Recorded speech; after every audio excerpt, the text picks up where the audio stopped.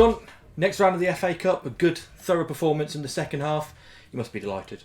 Yeah, over the moon, because they were difficult opponents, without a doubt. They made life difficult for us on Saturday, and again tonight. And at the end of the day, in the FA Cup, the only thing that's important is being in the next round.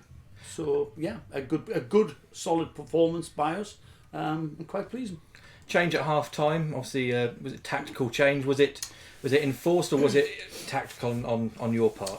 It was tactical. They were playing with just one up front, and we thought perhaps our centre backs weren't stepping in as well as they should have done. So we went to a flat back four, and put the extra man on up front, which caused them all sorts of problems. It was definitely tactical, and it paid dividends.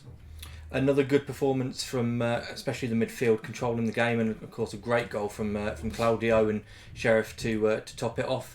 It's a little bit of a selection headache at the moment, isn't it? Well, not really, because we've only got 14 fit players, so it's not really a selection problem, other than who we bring in from the academy to help us out. But Claudio came alive, didn't he, second half, and I thought, some of his runs from deeper positions in the second half were excellent.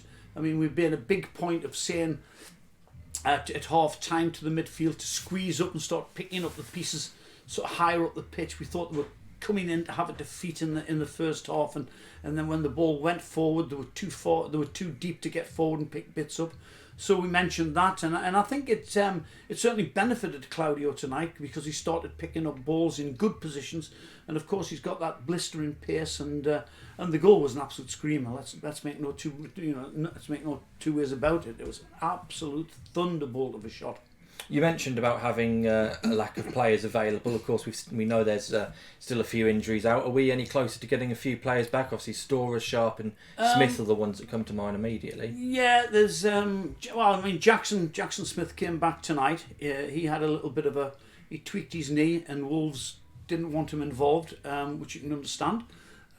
He's a valuable asset for them, and they didn't want him getting seriously injured, so we rested him. Gary Storer's close. Sharpie is close, and Conor Kennedy, Rachel's working on him around the clock to get him as fit as quickly as possible. What did he do? He picked that up on Saturday, didn't he? He just popped a calf muscle, just felt it pop, and we think it's unfortunately just a pretty severe pull. I don't think it's torn. Like I say, Rachel's working on it, and hopefully it won't be long before he's back in the midfield there.